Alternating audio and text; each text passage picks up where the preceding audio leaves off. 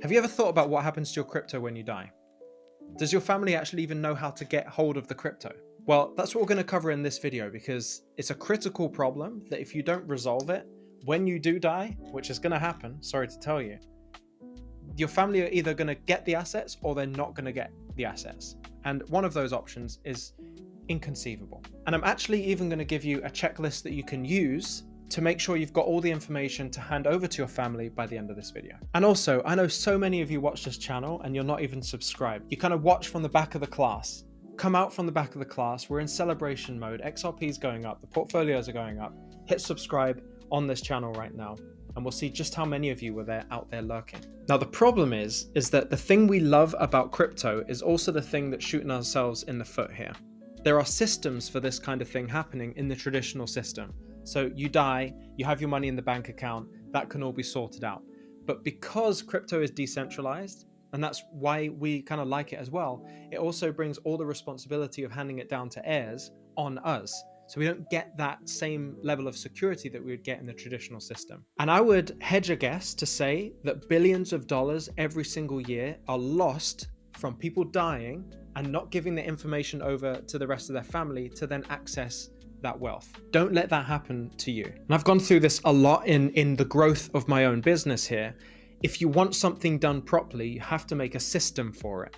And so what we're doing here in this video is creating a system for you to allow the most efficient transfer of your assets to your heirs when you croak it. And it's actually simpler than you think, and I'm going to walk through every step of that for you in this video. So actually look at this estate planning for your crypto portfolio here as a bridge. You want to take your family from I have no idea what I'm doing through to I know what I need to do.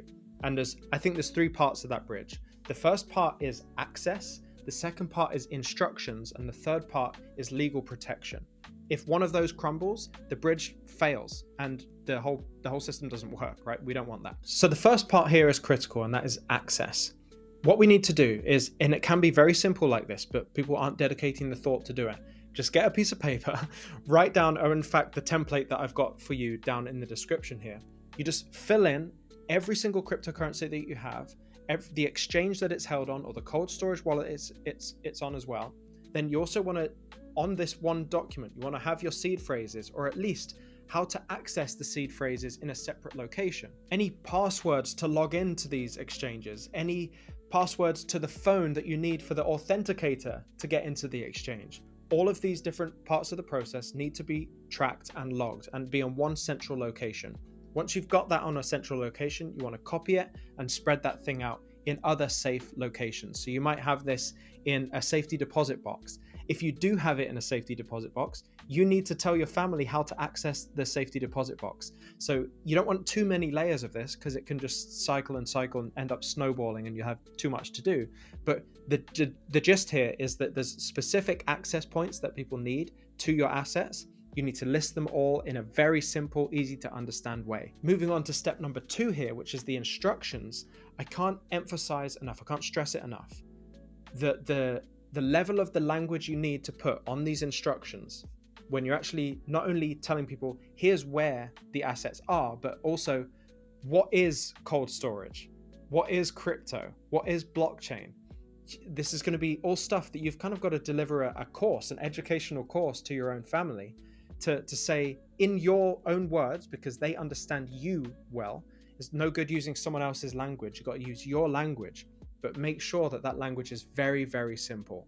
So there can be no way of kind of misinterpreting it. This one informational document to tell people how to do things, it needs to be treated as what we call in business as a standard operating procedure, SOP.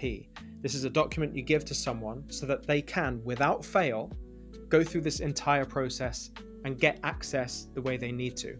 One tool that I would suggest you really should have a look at if you want to create these tutorials for your family is called Scribe, S-C-R-I-B-E. What Scribe will do is it will record your screen, record every action that you take, and make a really nice templated, step-by-step instructional kind of SOP for your family for that specific thing that you're trying to do. So this might sound like massive overkill, but I want you to consider this before we move into the legal side of things. If you died today, would that crypto get accessed by your family? Would they know how to do it? Would they even know what they're doing? What I will say is that in phase 2, in this delivery of information, the more you want them to utilize these assets, the more detail you want to put in this middle phase. So if you want them to understand complex strategies, like using the assets, never sell them. We want to accumulate. It's our family value. It's the value that I wanted to put into this family for generational wealth, that we never sell our assets. We only accumulate assets. But in fact, we use our assets to collateralize them and get a loan against them to buy cash flowing assets. You're going to need to explain that whole concept. And so one really nice little tip here is that you might want to include a library of videos on YouTube that have really helped you grasp and understand these concepts, and have it for them on YouTube in a playlist that you can essentially just deliver them. They can watch the playlist over and over and over again and get into your mind state where you are right now, so that once they understand the definitions of things, once they know how to access the crypto, now they know what to do with it. Really important.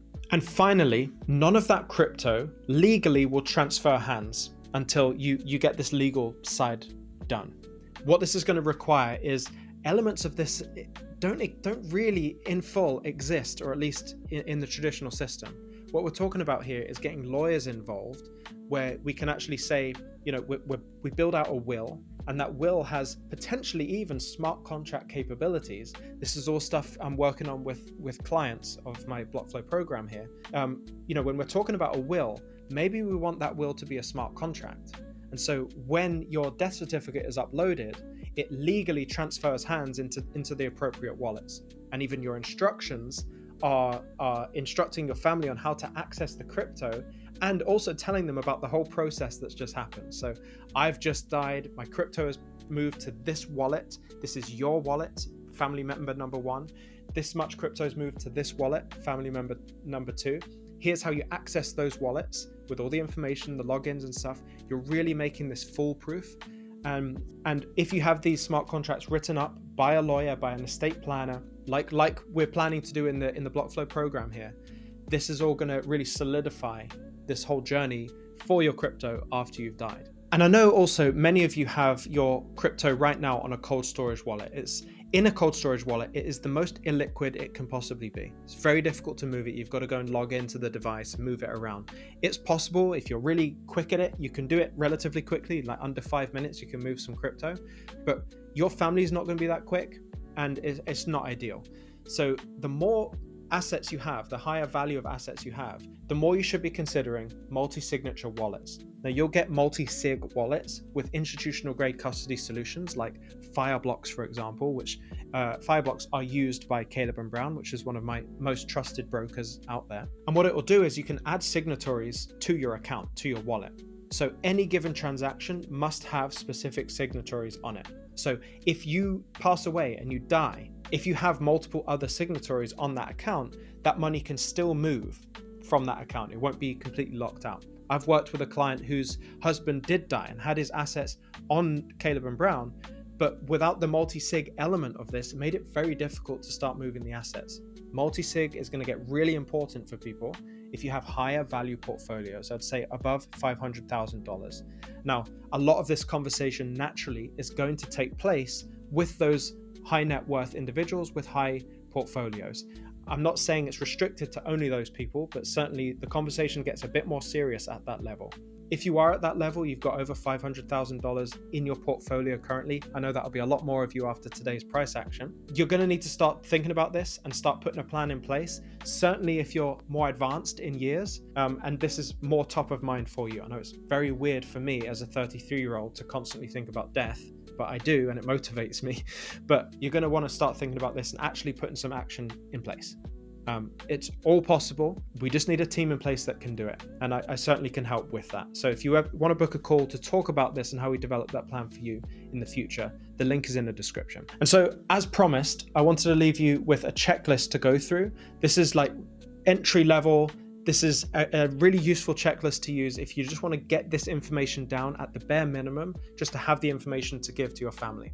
With that document, even if you died after you filled out that form, which I hope you don't, but if you just fill it out after that form, at least your family will know how to get into your assets. They might not necessarily be educated sufficiently to know how to manage it all, but at least they'll have access.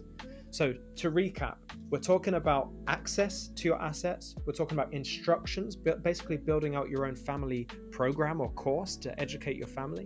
And then we're also talking about the legal protection that you need at the end of all of this to actually execute the movement of these assets after you're dead. So if you do all of that, your crypto won't just disappear, but it actually turns into something that we talk about a lot.